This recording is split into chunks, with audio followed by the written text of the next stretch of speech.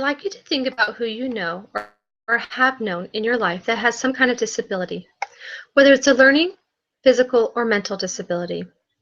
Even if you don't know anyone personally, wouldn't you still like to see all children succeed, reach their potential, feel accepted, and be included? I'd like to introduce you to a very special close family friend, CJ. CJ was born with Down syndrome, and from the time that he was in kindergarten, he was placed in the special education inclusion program. CJ excelled in school, both academically and physically. Unfortunately, CJ passed away when he was in the 5th grade. But before he died, the school reevaluated CJ and discovered that his social skills were so high that he almost no longer qualified for special ed services. I have the opportunity to work at a middle school with many children just like CJ. For the special education inclusion program, when children with disabilities are appropriately placed and given the opportunity to learn in a general classroom alongside their non-disabled peers, they will benefit both academically and socially. What is inclusion? Inclusion is the idea that children are educated regardless of a disability in classes with the support and guidance of special education teachers.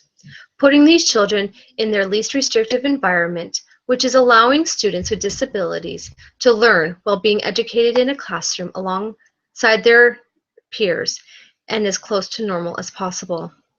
There are 2 federal laws that govern education of children with disabilities that require a significant effort be made to find an inclusive placement. These laws, which are stated in the IDEA, which is the Individuals with Disabilities Education Act, states that there are important areas that need to be met, including methods to identify students with learning disabilities, early intervening services, highly qualified teachers, and meeting accessibility standards. The purpose of these requirements is to carry out the intent of the IDEA, which is to educate as many students with disabilities as possible in the regular education classes while still meeting their unique individual needs. This can be done in several ways. The first step towards inclusion is identifying students with learning disabilities.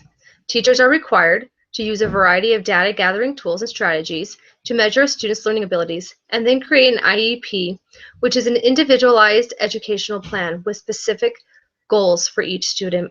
Second, to provide students who require academic support to succeed in general education classes. This includes having highly qualified teachers, paraprofessionals such as myself, and access to appropriate instructional materials.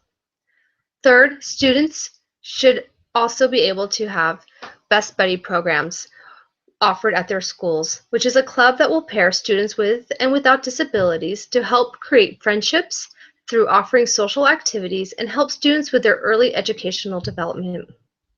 Finally, schools should provide community ed sports programs, which offer team sports for students with disabilities to allow them the opportunity to compete and not be excluded from school sporting events. Now, there are some out there who are opposed to special education inclusion programs and feel that special needs children would be a distraction for their non-disabled peers and create a disruption for their learning environment. This can be true for some students whose disabilities may not allow them to be placed in the inclusion program. That is why students with disabilities need to be appropriately placed based on their IEP, which would allow them the opportunity and other students without disabilities to learn from each other.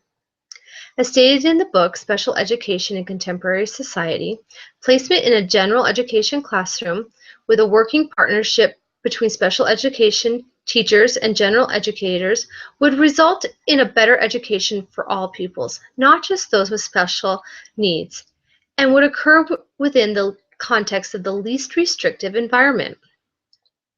If the students in special education classes were put in regular education classes with the rest of the children their age, they would feel a greater sense of normalcy.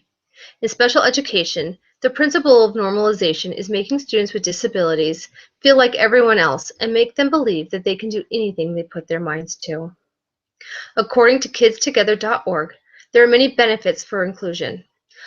The benefits for students with disabilities are increased friendships, peer role models for academic, social, and behavior skills, increased achievement of IEP goals, access to general curriculum, and opportunities for interactions.